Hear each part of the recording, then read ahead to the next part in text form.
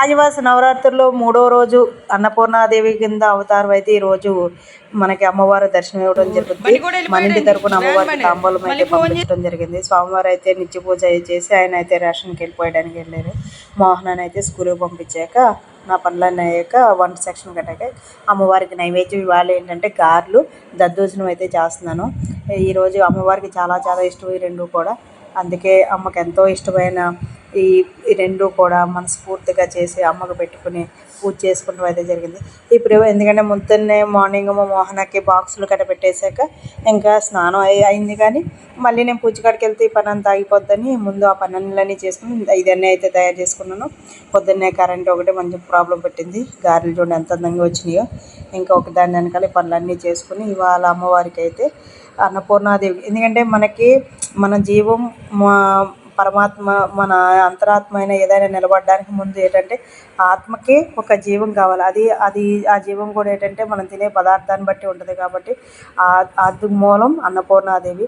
ఆది భిక్షువైన పరమ శివుడే అన్నపూర్ణాదేవి దగ్గరికి భిక్షానికి వెళ్ళి, అలాంటిది మనం ఎంత అనువంత అలాంటిది ఆ తల్లి ముందు మనం భిక్ష అడగడంలో తప్పులేదు. ఎందుకంటే జీవితాన్ని ఇచ్చిన ఆ తల్లికి ఏంటంటే ఓన్లీ ఒక ఫుడ్ గురించే కాదు, ఈ జీవితాన్ని కూడా ఒక దారిలో పెట్టి ఒక పరమార్థం అర్థం ఉండేలాగా జీవితాన్ని ఇమ్మని మనస్ఫూర్తిగా కోరుకుంటూ ఈ అమ్మకైతే మనస్ఫూర్తిగా పూజ చేసుకున్నాను. ఇంకేంటంటే కర్రీ వచ్చేటప్పటికి పొద్దున్న మోహనకైతే ఒక టమాటా పచ్చడి చేసేసాను, గారెలోకి కూడా ఉంటుందని.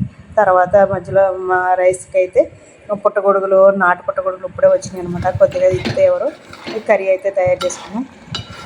ఇంకా ఇక్కడితో వంట సెక్షన్. సాయంత్రం అంటే పొద్దున్నే చేసేస్తున్నాను. ఇంకా మళ్ళీ తలస్నానం చేసి నైవేద్యం పెట్టాలంటే మనకి కొంచెం ఇబ్బంది అవుతుందని దీపం అయితే సాయంత్రం అన్నీ పెట్టి అష్టోత్తరం ఇవన్నీ చదువుకుని లలితా శాస్త్రం అయితే సాయంత్రం చదువుతున్నాను.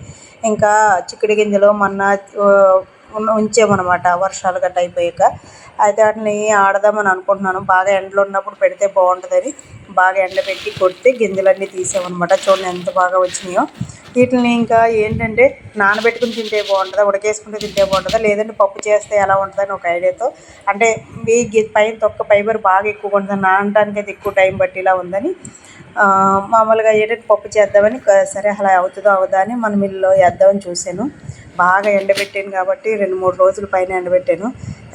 అంటే కందులు ఎలాగ ఆడతామో బొబ్బర్లు అలాగా ఆడచ్చుమో అని అనుకున్నాను. చూద్దాం సరే ఒకసారి ట్రై చేస్తే ఏమవుద్దని మిల్లు అయితే పోసాను.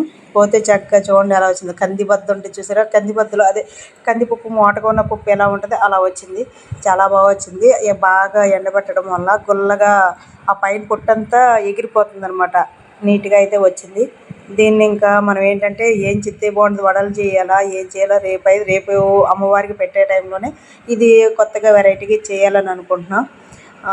లేదంటే ఉడకబెట్టి కొంచెం మసాలా అలా వేసుకుంటే బాగుంటుంది. వీడియో కానీ నచ్చితే లైక్ చేయండి, షేర్ చేయండి, సబ్స్క్రైబ్ చేయండి. మంచిగా వీడియోతో మళ్ళీ కలుద్దాం. Thank you so much. Thank you for watching.